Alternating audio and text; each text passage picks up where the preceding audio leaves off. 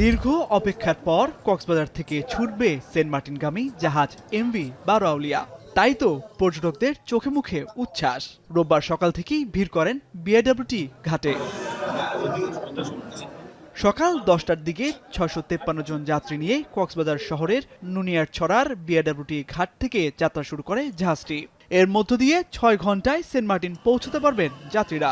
দীর্ঘদিন পর এই রুটে জাহাজ চালু হওয়ায় স্বস্তি ফিরেছে পর্যটকদের মাঝে। গতকালকে যখন শুনছি সাথে সাথে টিকিট কেটে ফেলছি, তো খুব ভালো লাগতেছে। ভেবেছিলাম অনেক কঠিন হবে, বাট আসলে ওরকম কিছুই না। আসলাম, তারা টিকিট চেক করলো, ট্রাভেল পাসটা দেখলো, ইজি প্রসেস। এর এক্সপেরিয়েন্সটা অন্যরকম। লং টাইম পরে হচ্ছে আমাদের শিপ ওপেন হচ্ছে। সংশ্লিষ্টরা বলছেন মন্ত্রণালয় থেকে 5টি জাহাজের অনুমতি দেয়া হলেও রোববার শুধু একটি জাহাজ ছাড়া হয়। সোমবার সকাল থেকে সেন্ট মার্টিনের উদ্দেশ্যে ছেড়ে যাবে 3টি জাহাজ।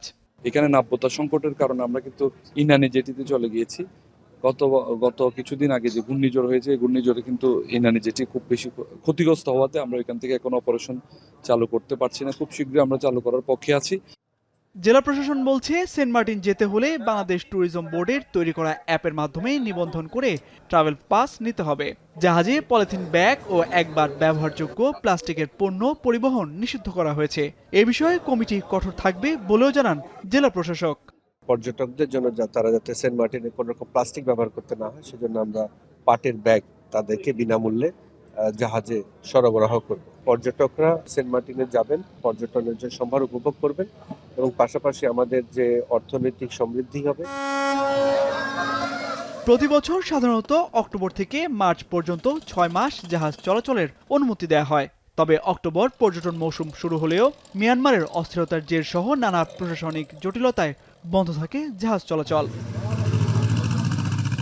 এখন Cox's Bazar. Colour expert, George sap এবং মাইল্ড অন হ্যান্ডস টেকনোলজি সমৃদ্ধ অরিক্স ক্রিস্টাল ওয়াশ আপনার লন্ড্রি এক্সপার্ট।